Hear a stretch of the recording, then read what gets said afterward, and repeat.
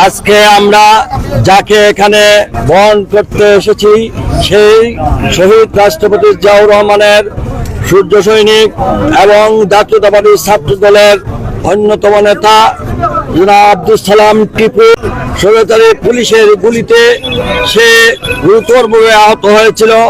আল্লাহ পাক রব্বুল আলামিন তাকে যে আমাদের মধ্যে জীবিত রেখেছেন এর জন্য আল্লাহর দরবারে শুকরিয়া আদায় করি।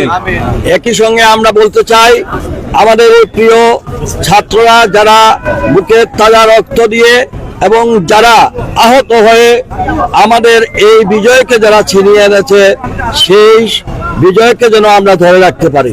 আমরা সকল ধরনের সন্ত্রাস আমাদের বিশৃঙ্খলা যারা করবে আমরা ধরে নেব, তারা এই বিজয়ের বিরুদ্ধে তারা অবস্থান নিয়েছে।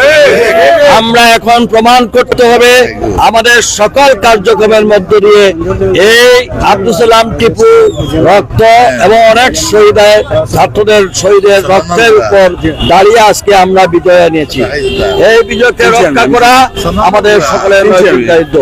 আমরা আব্দুল সালাম পিন্টুর সুস্বাস্থ্য কামনা করি এবং ইনশাআল্লাহ সে আরো সামনে দিয়ে যায় এবং জনগণের এবং আমরা সেই সাথে বলতে চাই ছাত্রদল যুবদল বিএনপি নেতৃবৃন্দের প্রতি আপনারা প্রত্যেকে পাড়ায় পাড়ায় বিভিন্ন মহল্লায় আপনারা নজরদারি রাখবেন যাতে কোনো ধরনের কুচক্রী মহল কোনো ধর্মীয় প্রতিষ্ঠানে কিংবা সংখ্যালঘুদের বাড়িতে কিংবা কারো বাড়িতে দোকানপাটে হামলা ভাঙচুর বা এই জাতীয় ঘটনার সঙ্গে যারা লিপ্ত থাকবে আমরা বিএনপি নীতিগতভাবে সিদ্ধান্ত নিয়েছি তারা হবে আমাদের এই সংগঠনের বিরুদ্ধে, তাদেরকে আমরা গণদুশমন হিসেবে আখ্যায়িত করি। আর আপনারা পরিষ্কার ভাষায় বলতে চাই সেই সকল দুষ্কৃতিকারীদেরকে আপনারা চিহ্নিত করে রাখবেন। ইনশাআল্লাহ আমরা সম্মিলিতভাবে এদের বিরুদ্ধে ব্যবস্থা নেব।